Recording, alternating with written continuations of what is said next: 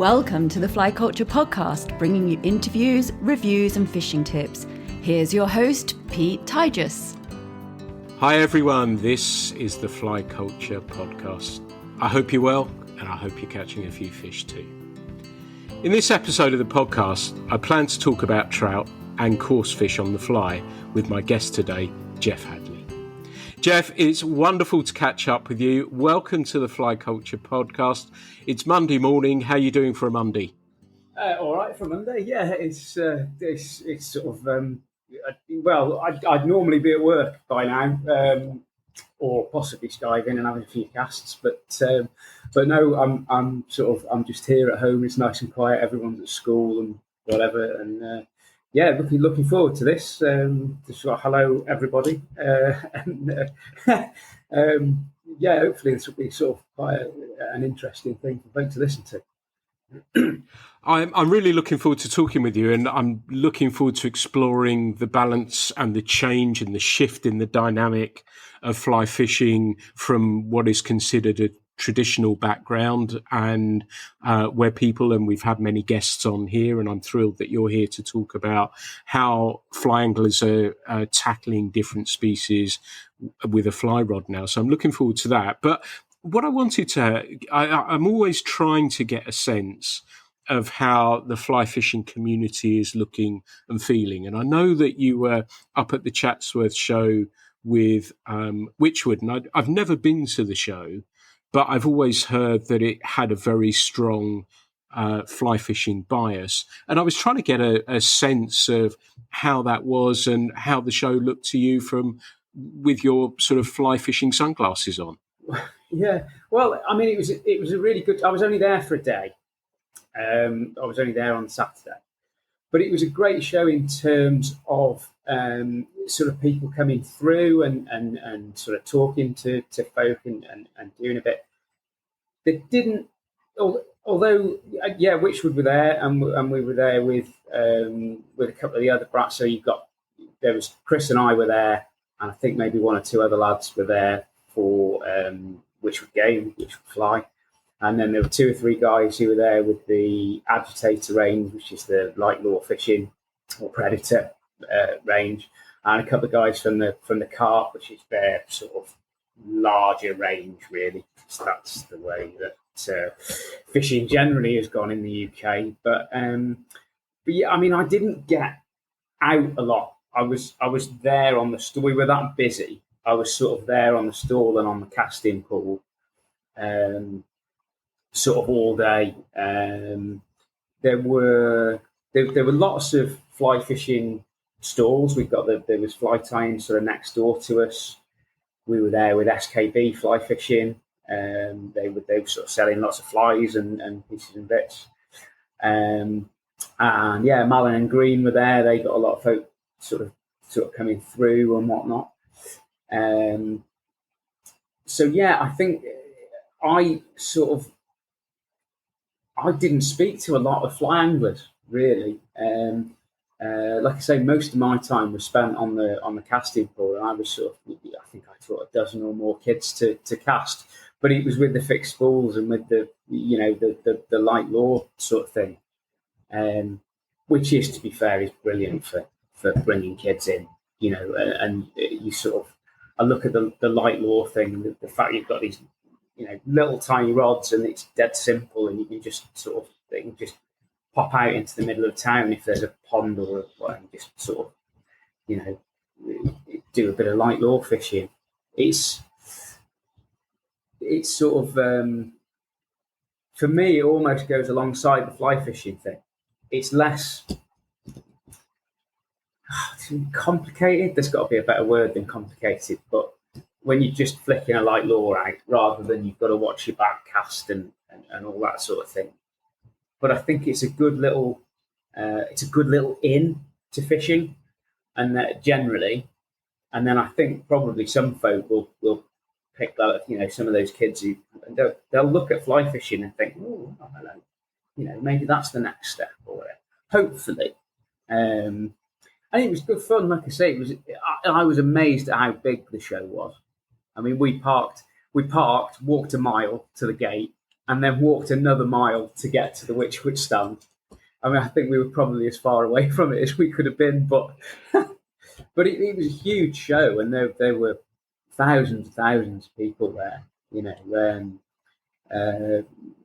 So yeah, there was a lot of fly fishing stuff there, I think. Although personally I didn't get to see or do an awful lot of it. They did a little competition in the afternoon, the fly versus maggot, and I think it had been fly versus lure the day before on the Derwent. That was good fun. It was well attended as well. Yeah, you've got May. May, I can't remember her name. She fishes for Matt. She's one of their sponsored anglers, which is another Witchwood brand. So she was fishing and trotting and whatnot. And then you've got Chris Flay on the fly side, and Jack Westbury. I haven't got that wrong, on the fly side. And there was another guy doing the maggot fishing. And I think the fly guys won the half-hour contest this time. They were beaten the day before. There was a bit of skullduggery the day before, but it was sort of, it's all in good fun, you know. There was sort of the odd rock was being thrown in here and there, and but it was quite good crack, and it was all sort of commentated on. It was a good little bit of fun. Nice. I like the sound of that. And it's fascinating what you say about the shows, because I know I bumped into you at the BFFI, and that was the first time I'd been not working on a stand for many, many years. And it was just lovely wandering around. And I think I probably joked to you that I said I didn't have to be nice to people as well. So it was quite nice from that point of view. But it really interests me what you say about the lure fishing, and I think about soft plastics and everything else, that, you know, it is almost getting the kids to cast one of those, like you say, is so much easier. And it's almost like a traditional gateway into fly fishing. And then I think about soft plastics and everything else that we talk about, that's also a gateway. Fly fishing is the natural, I think, at least, next step for soft plastic anglers. So do you think that's a good and interesting way to go with that, to bring youngsters into the sport, but also go that more traditional route, that they discover that form of fishing, and then fishing as a whole opens out to them and they get the opportunity to perhaps get a look at fly fishing? Yeah, I think all of that's true. Yeah, I mean, sort of with Jack, our eldest, when he came along, I was still mostly bait fishing. So Jack's sort of first experience of fishing was just with a little pole, and on the river by me, and fishing maggots and catching minnows, because that was almost the way I got into it. You know, although it was a stick and a bit of string while my dad was playing golf, and I tied a caterpillar on the end, you know, and tried that. And that was the way I started. So I kind of started Jack with that, and then we sort of progressed a little bit. But his first rod was a little spinning rod. You know, his first proper rod that we bought for him was a little spinning rod. When Will came along a bit later, Jack was already sort of doing a bit of fly fishing with me. So Will just came straight into fly fishing, you know. But it's, I think there's very much, you've got to have these little ins. And I think the easier it is for someone to try any kind of fishing and get their interest in it, then the sooner they start to look a bit more broadly at it. And for me, fly fishing was something that came later on. I mean, I was late to fishing generally compared to most of my friends who fish. I was 12 or 13 before somebody put a proper fishing rod in my hand, which actually was our neighbour when I lived back in Shropshire. And he'd seen me on his pond with a like either a stick with a bit of string, or at one point I put a bunch of tent poles together and I was trying to get a bit further out, you know. And Barry sort of said to me, Dad, well, I can show Geoff how to fish properly. And so one night, one afternoon, we were sent off to the tackle shop to buy half a pint of maggots and some size 18 barbless hooks, and Barry bought out his sort of 70s not carbon glass float rods, and we went and we fished on the pond and taught me how to cast, and we caught roach and rudd and a dace in this old sort of it had been a mill pond, and now it was sort of semi-ornamental. That was how I sort of started, and then I kind of progressed through coarse fishing and fishing for carp, which when I started was still quite a mysterious. I mean, they're everywhere now, but my friends, when we were sort of 13 and 14, it was like you'd hear that there were carp in a pool somewhere, and it was like, oh, we've got to go and try and, and there was this mystery about it, which there sort of isn't anymore to carp fishing. Everyone's doing it. There's carp everywhere now, which I think is a bit of a shame, really. But then, as carp became more popular, and I think other coarse fish sort of went into the background a bit.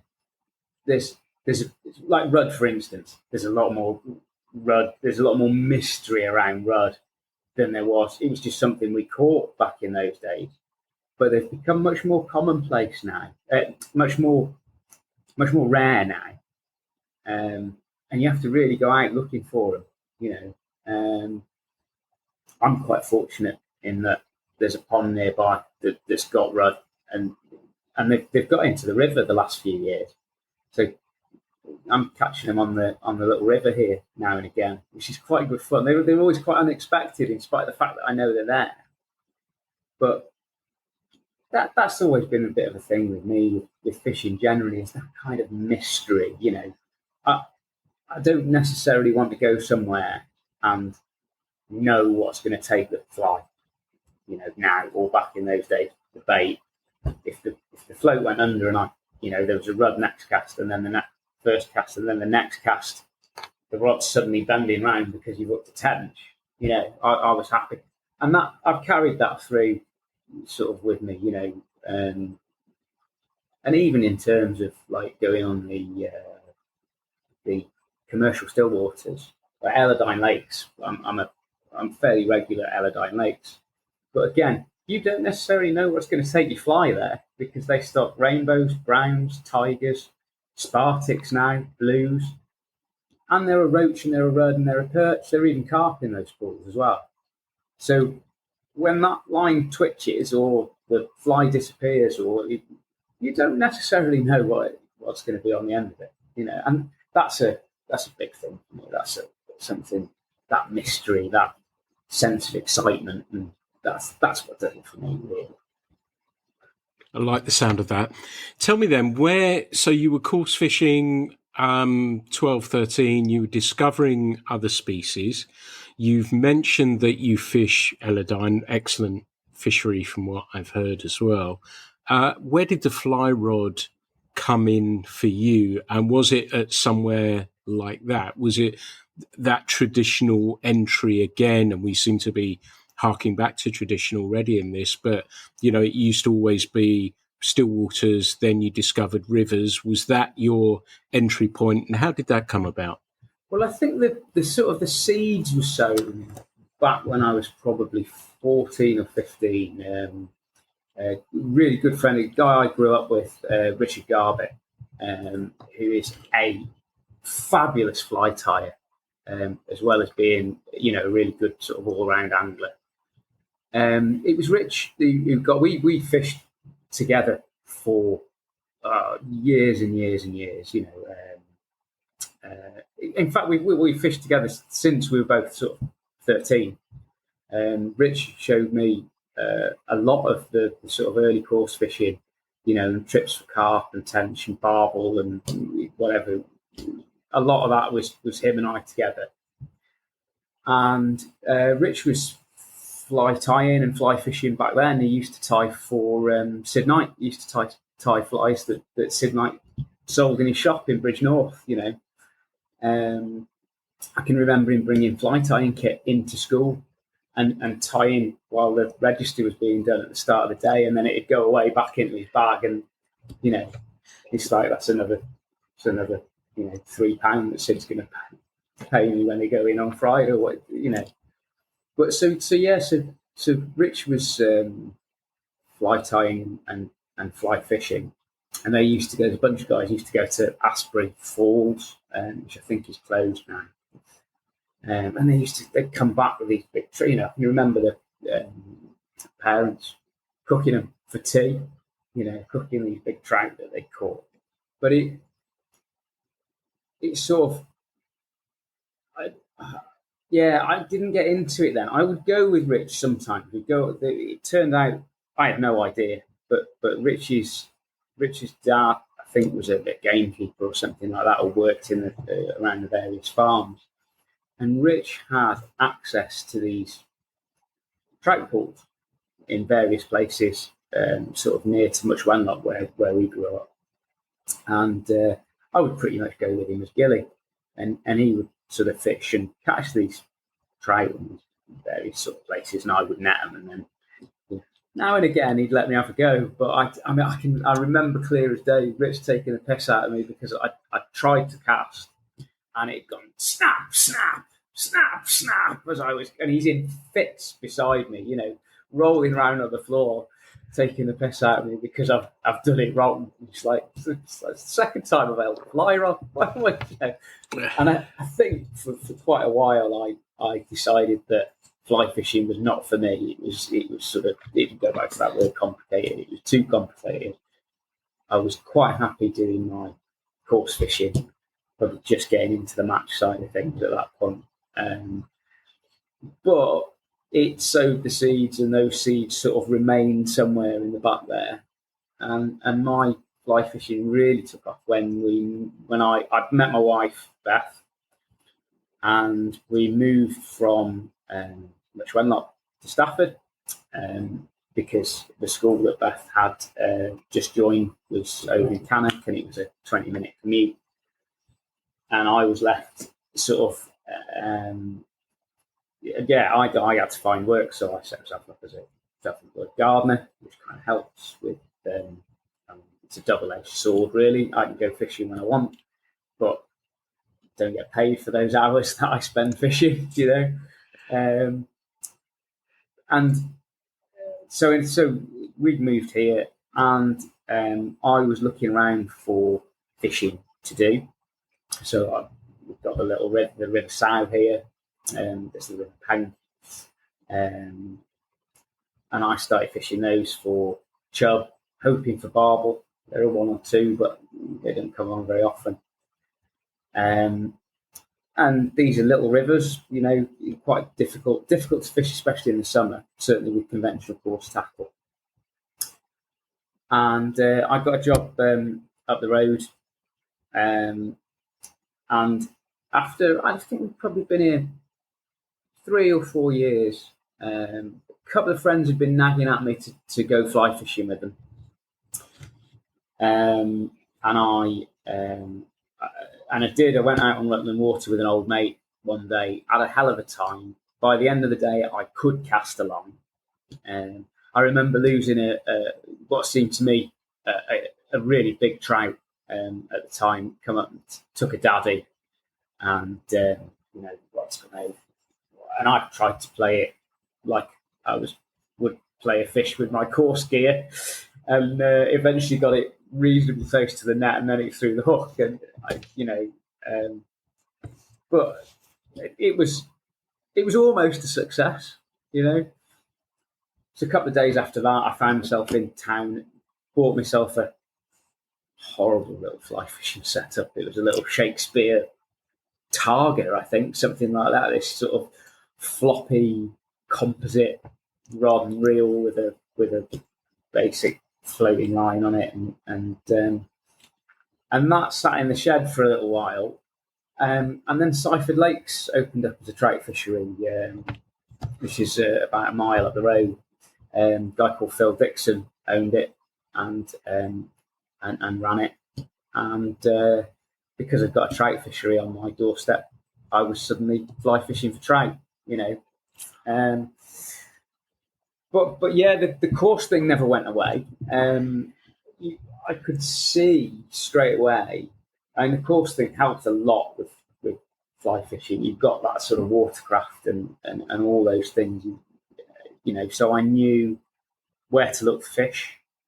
I knew about sort of presentation, although it was different with fly fishing. You've still got, if fish are refusing, then, go longer, go lighter, all those kind of things. It just crosses over.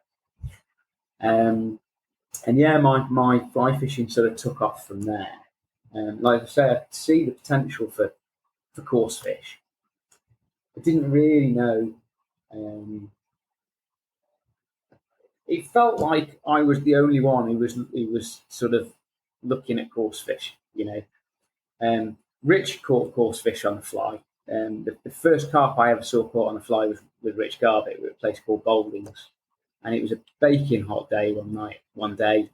No one's catching anything on conventional gear. All these carp and chub and whatever are cruising around. Rich breaks out his fly rod with a CDC emerger on it and hooks up almost immediately. And within about 20 minutes, there's a crowd of people around Rich watching as he just picks these fish off with a dry fly on this commercial still water where nobody's ever seen anyone waving a fly rod before. So, harking back to that, sort of 10 years plus later, and thinking, I can do this. This is something that I can do. But again, you've got a massive learning curve. I've gone on this sort of. The more fishing you do, the better you're going to get, And so with the trout fishing, I sort of pulling lures and fishing dry flies and all that sort of thing. And then trying to put that into place with coarse fish. First, I was on the pools because that was the sort of trout fishing I'd done. So I try it on the pools and you start to pick up the odd sort of roach or rudd or whatever here and there. And then it just goes from there. It just goes from, you start to become more successful. You start to learn about sort of nymphs and things, which obviously is very different on the river to what I was used to on still waters. Trying to weave it all in together. It all sort of, he was trying to weave it all in together and get it working in a way where it just worked. There's a thing I always say to people now, where, all fish eat the same things. So it doesn't matter whether you're trying to fish for roach or trout. If you can work out what nymphs are in the water, what dry flies are coming off, then you can catch those fish. There are different techniques and different ways, but everything will take a fly, given that you can present it in the right way to that particular fish. Like I've spent hours trying to get gudgeon to take nymphs, before getting a tip off, how to do it. And then it works and you're like, this is great. And I would encourage everybody to try and catch gudgeon on the fly because they are such aggressive little devils when they're on the feed. And I think if gudgeon grew to 3 or 4 pounds, nobody would fish for anything else. They're gorgeous little sort of silver purple things, I've got a little glass 2 weight, which I sort of try for. And the trick is to get the nymph down to them and then bounce it, and they love that presentation. But they'll follow a fly up into mid-water. I've had shoals of gudgeon in mid-water, chasing pushing each other out of the way, trying to get to the nymph in mid-water.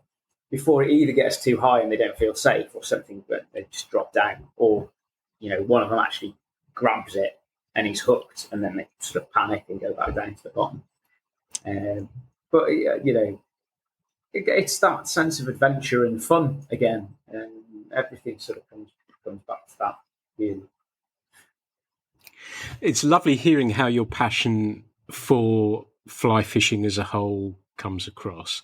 And I was thinking about what you mentioned about the tip, about the gudgeon. I'm guessing when you were doing these things and first sort of coarse fish with a fly rod curious, that there wasn't much of a community. Would I be right in thinking this were pre-internet as well? So there wasn't really much that you could get stuck into, that you could learn from. It was just sort of a lot of it figuring it out or stumbling across like-minded people.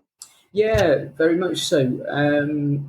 I think the internet was there. I probably wasn't really very interested in it at that point. It was probably sort of pre-Facebook, or I think things like the old forums were certainly there. But again, I was very late getting into that. I was sort of sitting in front of the computer has never really been my thing. So yeah, it very much felt like I was doing this sort of on my own. Like I say, Rich and I sort of swapped some ideas, and we've had the odd day together. But then the real sort of the real takeoff point for me was just happening to be in Waterstones in town, and I stumbled across Dominic Garnett's book, Fly Fishing for Coarse Fish, and that was it. I was away then, because it almost took away those doubts that I had about, is this the right fly for that fish? Although I was saying that all fish will eat nymphs and they all eat the same things, but having that confirmation was the big thing. Sort of looking at this and thinking, right, okay, so that nymph works for that, and these dry flies will do for them. And there's a lot of information. I mean, I would encourage anyone who wants to fly fish for coarse fish to buy Dom's book, because it is let's call it the seminal work on that subject. There are a few more kicking about as well now, and so thanks to a bit of research, mainly from Dave Phelps, Corsican Dave, it's surprising how many books there are that were written decades ago that cover, fly fishing for coarse fish. Richard Walker wrote about fly fishing for roach, amongst other species. There's a series of his books, and one of the things he says about roach is that it's something along the lines of, you've not really fished for roach until you've tried to catch them on the fly. And you say that to somebody these days, and they look at you as if you've gone mad.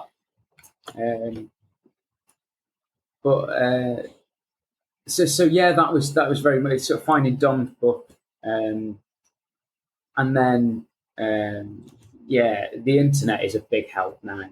Certainly like Instagram and Facebook.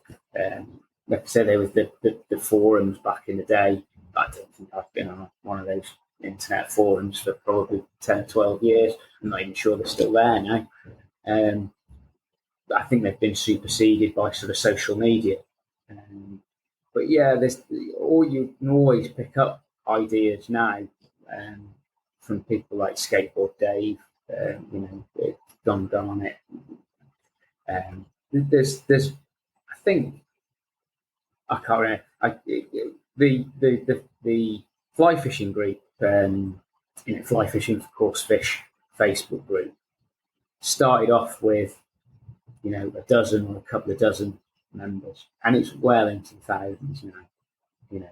So there is a sort of a movement to it, and I think to some extent it's a reaction to the fact that the sort of trout seasons are becoming smaller and smaller, with sort of things like adverse weather and It's been so hot this last few days. And we had that hot spell in June, which just switched the rivers off. So folk go in and try and fly fish for trout on the rivers, are perhaps looking for other things to throw flies at. And of course the coarse season sort of starting in June and then running all the way through to March, whereas the trout season is sort of March-ish, March, April, and then finishes at the end of September or the beginning of October, depending on where you are in the country. It sort of varies to some extent. I know a lot of folk will then go for grayling, but you've got this whole world of other fish that you can go and throw flies at times when, either the trout aren't in season or perhaps the trout are not feeding very well because the conditions aren't right. I mean, chub, for example, are almost the ideal sort of fly fishing target because they will feed regardless of the conditions. If you just change your technique to they look good, they're glorious looking fish. They fight well 9 times out of 10, and they grow to a good size. I've seen some really, really big chub in these little rivers near me. So they're a great target, and it's that thing of opening it out. I mean, to my mind, if you're not fly fishing for coarse fish, you are missing out, regardless of. And there's a sort of hierarchy, I think, in sort of fly fishing where you've got probably salmon is at the top, and then wild trout slightly below, stock trout probably a bit below that, and then grayling, pike are probably coming up there, but then you've got a long drop. You've got a long drop down to probably carp, I suppose, and then the other coarse fish below that, and then probably bottom of the pile is the bream, which is a particular favourite of mine, because the bream are a particular. I'm a bit of I'll be an advocate for bream on the fly. I've caught them recently. They're a bloody nightmare. You've caught them my net, my leader. They actually come up a tidal piece of water, brackish water, okay. And I'm actually looking for mullet at the time. Yeah. And you flip a nymph out, and you see them come and eat it. And I remember the first time I caught. Oh wow, this is a big straw. And I caught, and then my net was covered in slime. My leader was covered in slime. I was covered in slime. And I kind of get where you're coming from, because I'm sure there's other people who feel like I do about them in that sense. So I kind of like that you like them so much, because perhaps not so many people do. But yeah, I'm yet to fully understand the love for bream yet. You've got to do a good, strong, convincing argument for me to say, yes, I need to give them a go. Last time I was out looking for them, actually, not for them, sorry, for mullet. I said to my friend, I said, if we see bream, it's up to you, but I ain't netting it for you. Off you go, basically. So I've tried to stay clear of them. But yeah, I need a very convincing argument to say, give them another go. Well, I think they're a different animal in different places. Certainly the bream I've caught here locally, everyone talks about the snot and the slime and all that. The larger bream that I've caught here, whether it's because they're living in relatively fast flowing water, I don't know. But that thing about like they're all slimy and smelly and horrible, it's sort of, that doesn't seem to be the case on my river. You get a bit of slime in your hands or whatever, but people talk, I came in like a wet sack. Well, look, one in fast flowing water, and they don't have to go so, especially if you're on, say, a 4-weight. You look a 3 or 4 pound bream and a 4-weight in fast water, you've got a fight on your hands. But they're tricky to get to take a fly as well. it took me a little while to figure them out when I first started to sort of target them. And I mean, I've caught them on lots of different flies now, but the first one I caught was just on a drifted nymph. There was a shoal of green there, and it was a little black gold head that I chucked out. And the second fish the first fish in the shoal went for it, turned away, and the second fish ate it. And then, got him on then, and so, bloody hell, this is going some, and sort of got it in. And then, funnily enough, actually, I won the fly for coarse. The first year they ran the fly fishing for coarse fish competition. That fish won me the competition. And I don't think anyone else had sort of not deliberately targeted brie on the fly at that point. Which was, Matt Hayes said something like it was a wonderfully eccentric catch, to stalk a brie on the fly.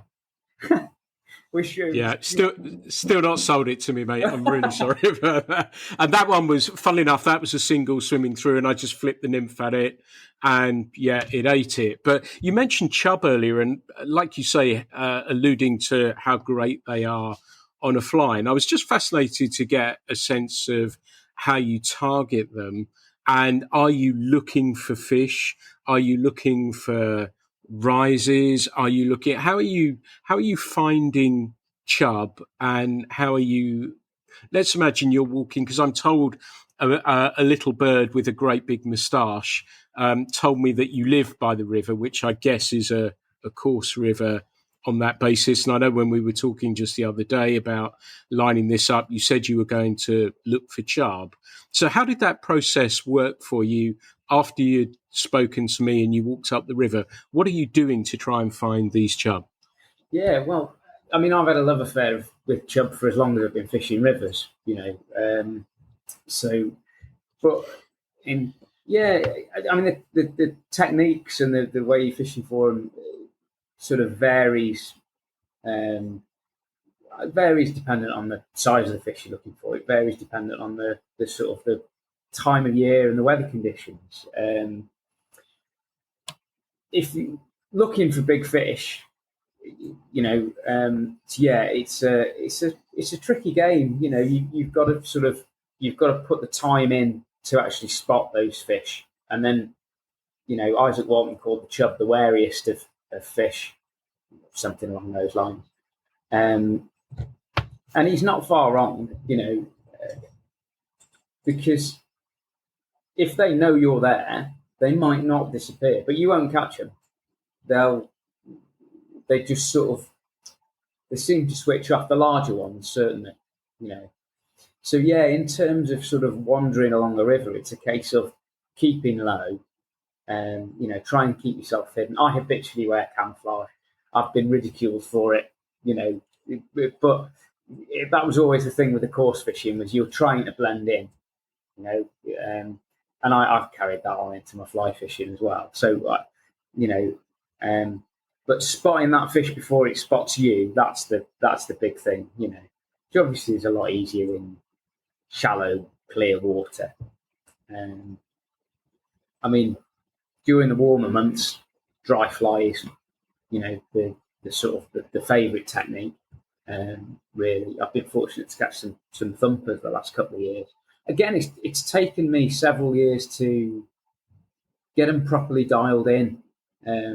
I had an absolute catalogue of failures where having hooked I hooked an enormous chub a couple of 100 yards from the house, and I'd seen it, put a couple of casts to it, got it to cast it was a squirmy wormy, a sort of a relatively lightweight squirmy wormy. Hooked it, thought, yes, this is it. I've done it. I've achieved my goal. I've got this fish on. It's coming. And then it just ran me through a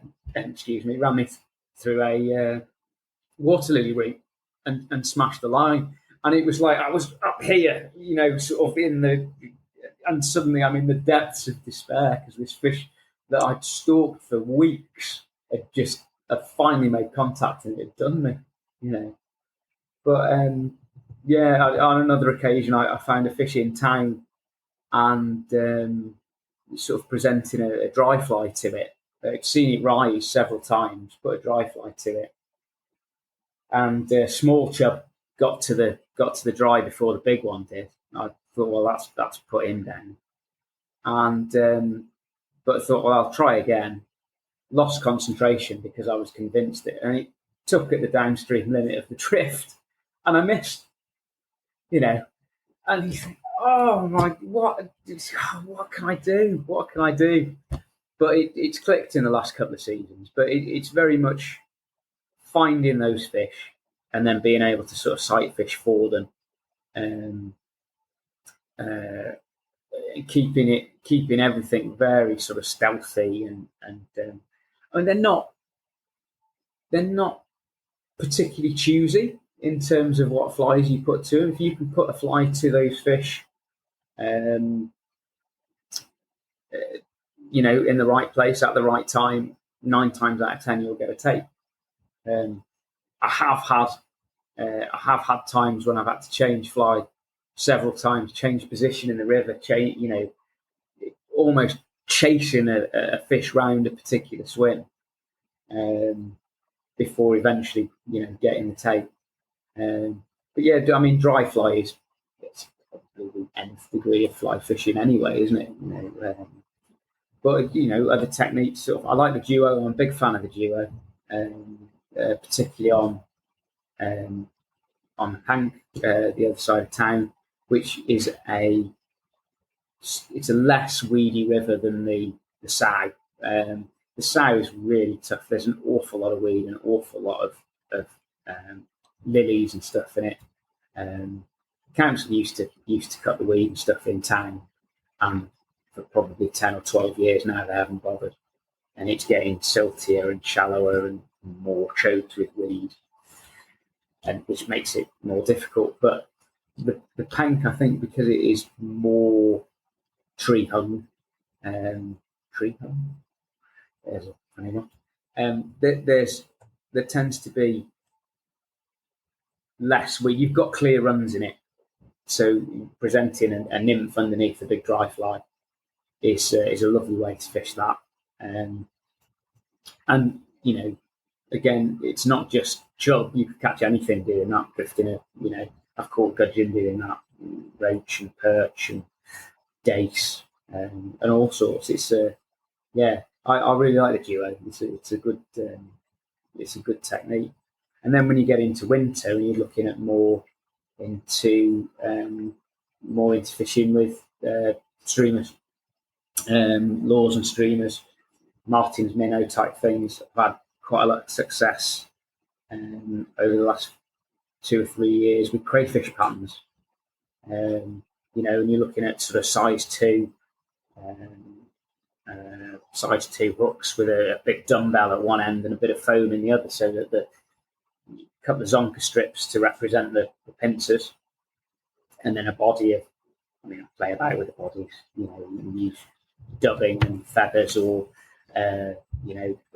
sort of some of the Fritz type materials that are available now are great, but the idea is that the fly hits, sinks to the bottom, and then it sits up, and it's in that sort of defensive pose that crayfish sometimes use. And they're chub loving. Pike particularly love them as well. And a hit from a pike on one of those crayfish patterns is like nothing you've ever seen. I've spoken to various people about this, guys like David West Beale and Coarse and Dave. And I think the reason that chub as well, but pike particularly hit them so hard because I think they know they've got to kill that thing outright, because otherwise they've got a fight on their hands. Yeah. Some of the takes I've had off pike fishing crayfish for chub, or even crayfish for border pike, just unreal. Solid bang on the rod, and you think, oh, here we go. Great fun. Nice. I like that a lot. And that's, folks, you've heard it here that crayfish, if you're looking for something to do over the winter, tie up or try and find some crayfish patterns. I just wanted to, before we move on, wanted to ask you about when you caught you did talk about duo setups, and you talked about the nymph and the little squirmy worm, and for the chub. Does that mean you are using the indicator in that sense, the dry, as that indicator? Obviously, of course, it could bring a fish up, but when you're fishing that squirmy, are you fishing it below a dry fly, or are you fishing it in its own right? And if it's possible, you're trying to see if the fish is actually eating it, or is it just indicator that you're trying to spot that take from? Yeah, well, I mean, the squirmies I tend to fish more on their own, but like a nymph underneath a dry fly, yeah, you're using it as it's partly indicator and it's partly something could quite easily come up and eat it. It's still a size 12 sort of sedge pattern is still an imitative pattern. They come up off the rivers at all times of the day and whatever, and the fish certainly eat them. Sedges are probably my number one dry fly on the rivers for coarse fish. And with chub, especially if you've got a nice bushy sedge, or sometimes I'll use like a foam hopper or daddy long legs. It's the same thing. It's a dual purpose fly. So yeah, you're looking to you certainly get fish coming up and eat it, but yeah, if it drops under, there's something's taken them in.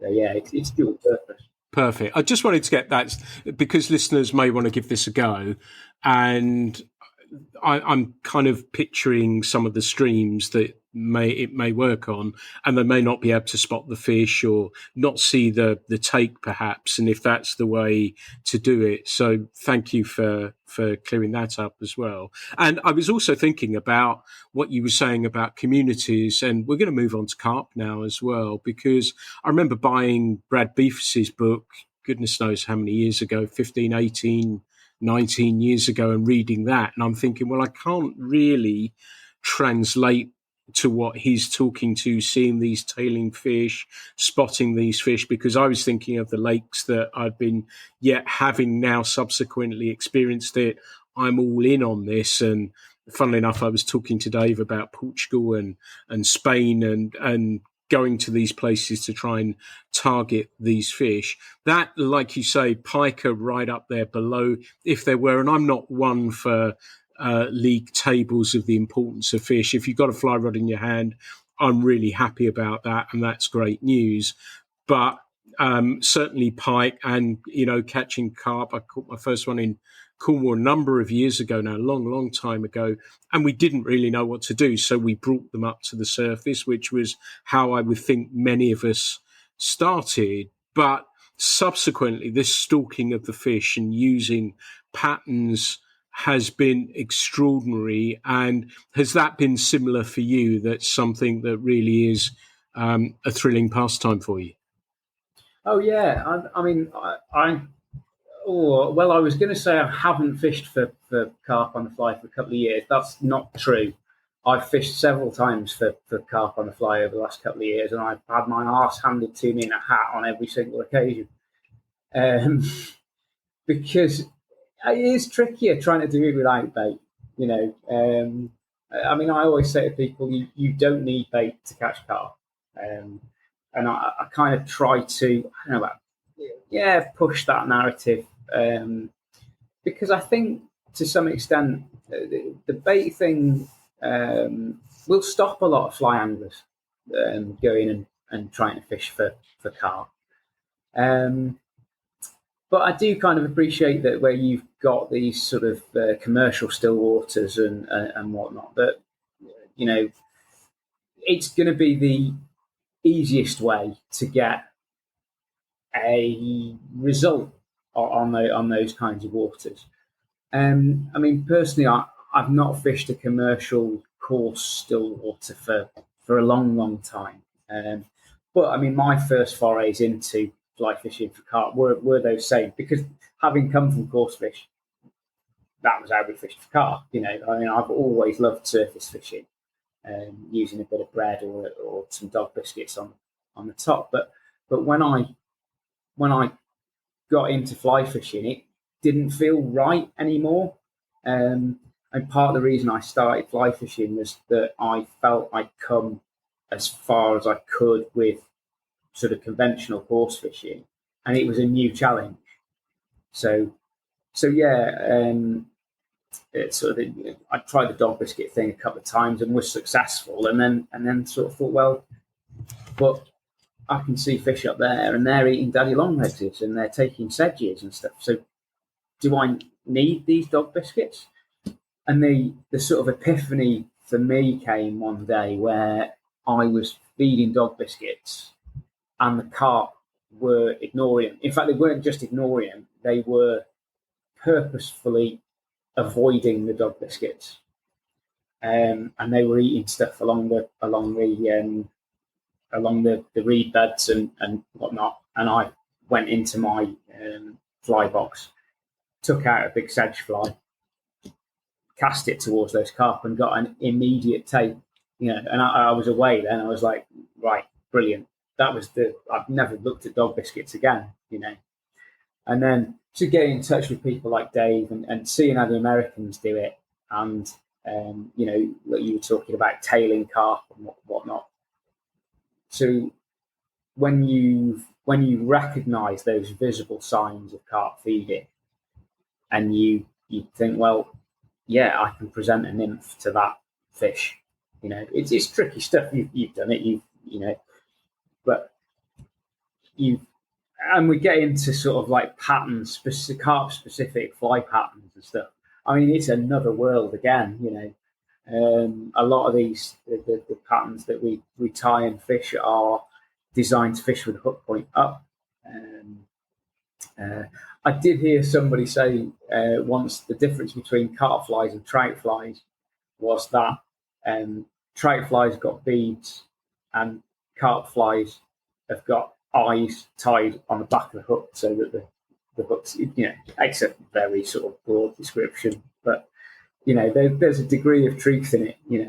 The sort of there's the lift kit, as it's known, which is a couple of small pieces of lead on the back of the hook with the bead chain eyes tied over the top, and that's exactly what it does. It flips the hook up so that the point is upwards, and a lot of these flies have got tails on that sort of sit up and dangle temptingly sort of off the back of the hook, sort of just urging the carp to come and suck me in. So yeah, but again, it's about. I mean, we go back to this mystery and excitement thing. The waters that I like to fish for carp tend to be the out of the way places. Small club waters. Club waters, certainly places that perhaps don't see an awful lot of angling activity. Because you're going to find carp that are more prepared to feed in a more natural manner in those waters, which perhaps it makes them a bit more tricky to catch. But that's what it's about, It's like the old saying, "Nothing that's easy is ever worth doing." So and that for me is the things. I like a challenge. I've always liked a challenge, and then carp is certainly a challenge. And even when you've hooked one, that's only the beginning of the challenge. You've then, as you've then got the sort of however long it takes to get one into the net. But yeah, I've not been very successful over the last couple of years, but that's the draw. I know that I'll give it a go at some point again, and I'll be successful sooner or later. I'm sure you will. And it strikes me that I fish with former coarse match anglers. My friends Perry and Warren spring to mind, and their thought process is wonderful to be around. How they're consistently tweaking, changing, thinking about patterns. So it sounds to me as though you're exactly the same in that. So tell me, if there were, what would be your favourite species to catch on a fly rod then? Oh, it's the one I'm fishing for. I don't really. I love them all. I really do. I used to say that the barbel was my favourite species. Certainly, it was when I was sort of coarse bait fishing.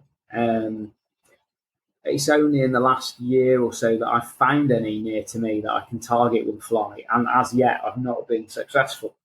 In fact, I haven't even put a hook into one yet. But like I say, it took me 20 years to find barbel locally. But I've sort of last 2 or 3 years, I've joined a couple of clubs it's opened up some more water for me, and some water on the Trent. And I'm fortunate enough to be a member of the Peacock at Rowsley Fly Fishing Club, and the Derwent over there has quite a decent population of barbel.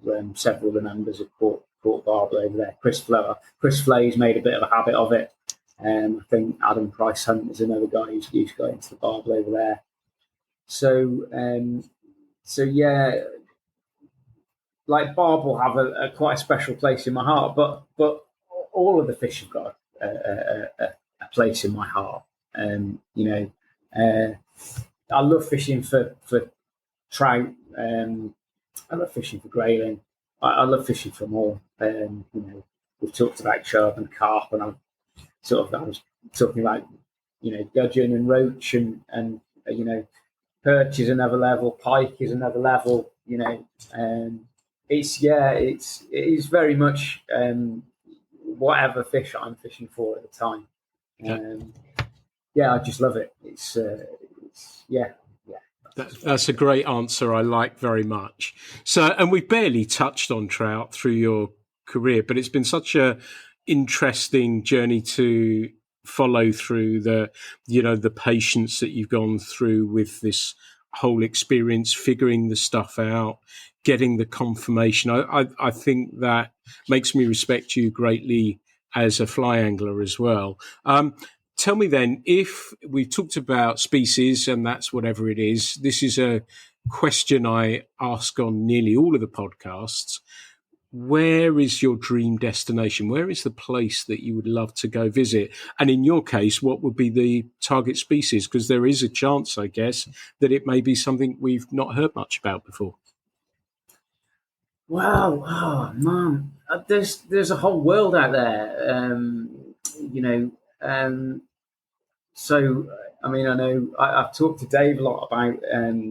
He was in the Amazon earlier this year, and he's going out again relatively soon. I mean, that's got to be up there. I never dreamed that I would be able to fish somewhere like the Derbyshire Wye and Derwent. That was part of. At one point that was sort of almost the dream, without even adding the travel element into it.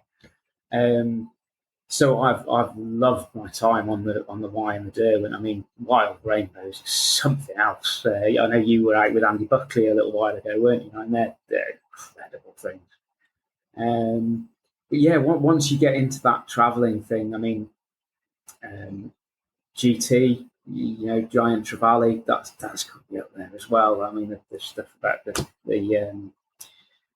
sort of the Seychelles Way and the atolls out there.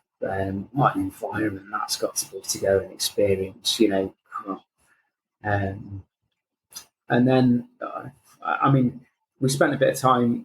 Spent a couple of weeks in Italy in 2018. I know you've been out there, and while we were there, I only fished Molveno, Lago Molveno, which is great for us catching chub and perch and things in there. I believe they were lake char, and I think there were some species of trout in the pools. We could see them rising. I never managed to get out there to them. But every time we drove over a river, I was drooling. And so that's something I'd love to do as well. And I hope we're going out to Italy next year, maybe the year after, to that sort of Trentino area again. So hopefully, I've got my fingers crossed, hopefully I'll find a bit of time to sort of get into some of those streams as well. That's good. I've got a friend out in my best friend lives in Perth in Australia, and for years and years, Toby and I have talked about having a trip up into the Northern Territory to go and fish for barramundi.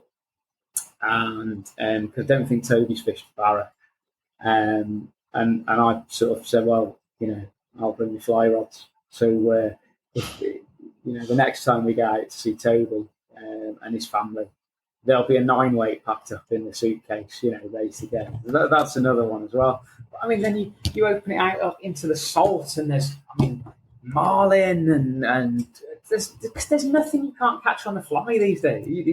There's nothing you can't catch on the fly. Never mind these days. It's always been the same, like tuna off the coast of Cornwall. Can you imagine that on the fly? That'd just be incredible, and it's there. There's so much adventure and so much excitement in sort of anything. I mean, I can find excitement fishing for sticklebacks in the ditch over the way, but yeah, there's all these mythical creatures that sort of that I've read about and seen videos about, and just to go chasing any of them would be wonderful. It's all dream come true stuff. Nice. Your enthusiasm is flooding across the airwaves at me at the moment, which is wonderful. And it sort of nicely brings us full circle, because we've been talking over an hour now, and I'm thrilled to you've touched, and we started, and that's what I mean, I guess, about full circle, is that we talked about the state of fly fishing, and we touched on your sons. And I'm guessing when this podcast comes out, the latest edition of Fly Culture will have hit the streets. And there's a beautiful piece in there that you have written, and you've written about fishing with your 2 sons and catching some grayling and their adventures in fly fishing, and with a dad who is so enthusiastic about not just the trout, the grayling, every other species with a fly rod, that's going to rub off on them. Do you think this is staying with them fly fishing? Oh, I hope so. I really do. And thanks for putting the article in, by the way. That's the sort of something that it started out as the germ of an idea, and then sort of came to fruition. I really appreciate you putting it in the magazine. I really do. But yeah, in terms of the boys, I really hope. I mean, the fun and the excitement and the adventures that I've had,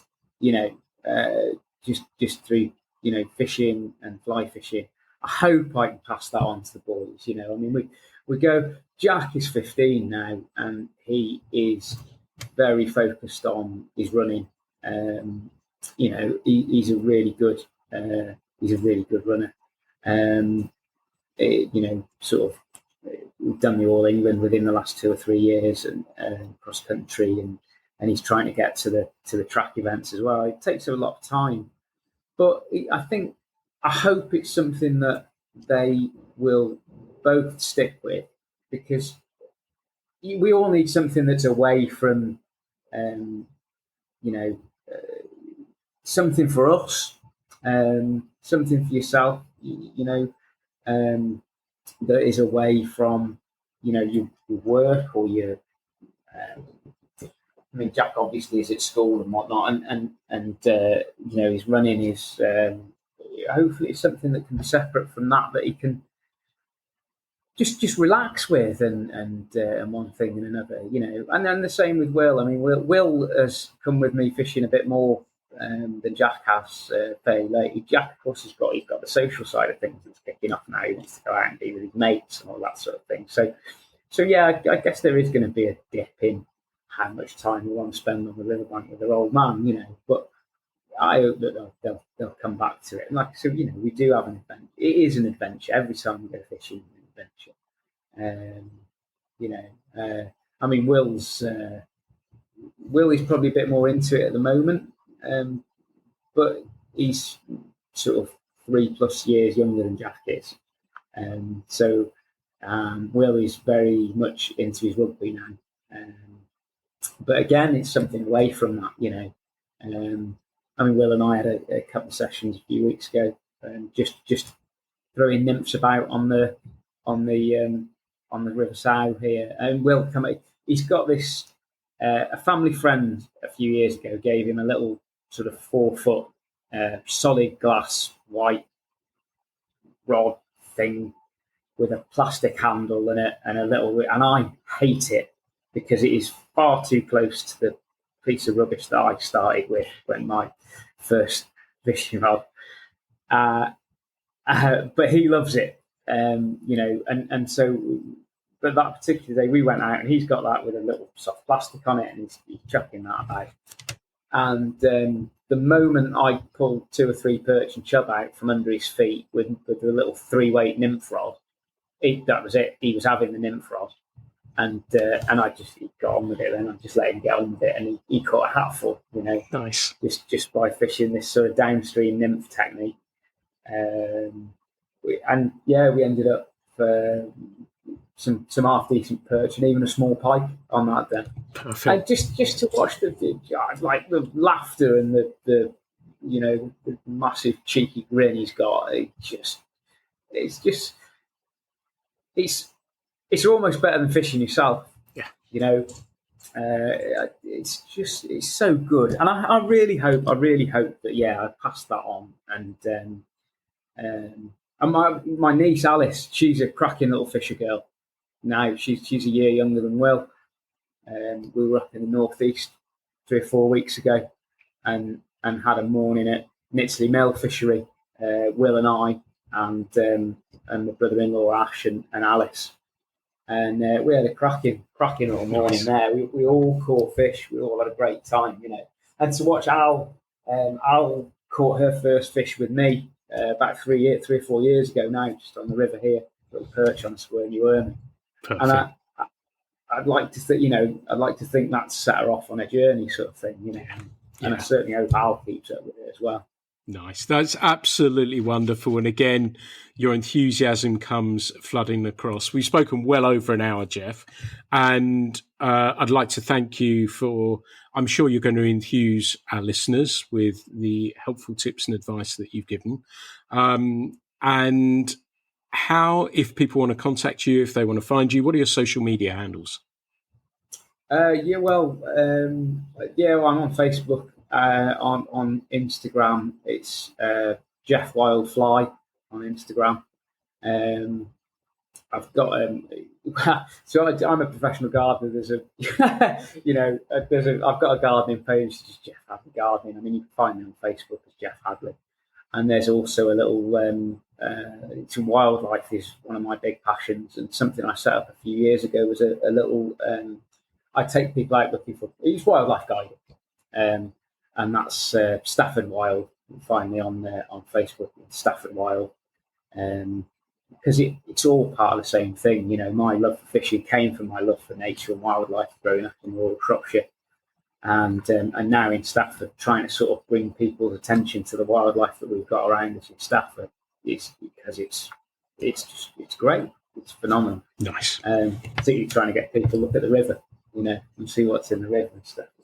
Yeah, I think that's enough plug, isn't it? No, that's absolutely fine. And I'm really happy to do that and to promote you. And I think you'd be wonderful to take people out around Staffordshire. So, folks, if you're thinking about that, go take a look. Geoff, it's been wonderful to catch up. It's been wonderful to speak with you. Thank you so much for being a guest on the Fly Culture podcast.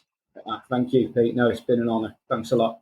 Everyone, this has been the Fly Culture podcast. Thank you so much for listening to this episode. As I mentioned earlier, that the new magazine should be hitting the streets. I hope you enjoy this edition. And a huge thank you to everyone who writes. I get so many messages from people suggesting guests, saying how much they're enjoying the podcast. It really means a lot. I always take the time to write back to you. So thank you so much for that. And thank you for listening to the Fly Culture podcast.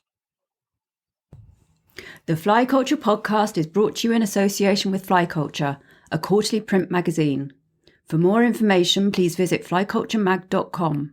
You can also find Fly Culture on Instagram, Facebook, and Twitter.